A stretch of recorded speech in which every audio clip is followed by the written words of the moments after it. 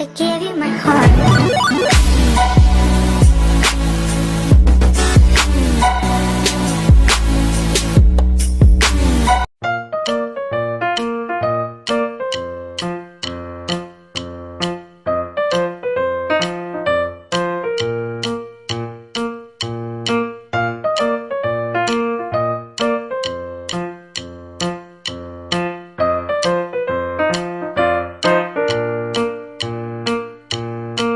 Thank you.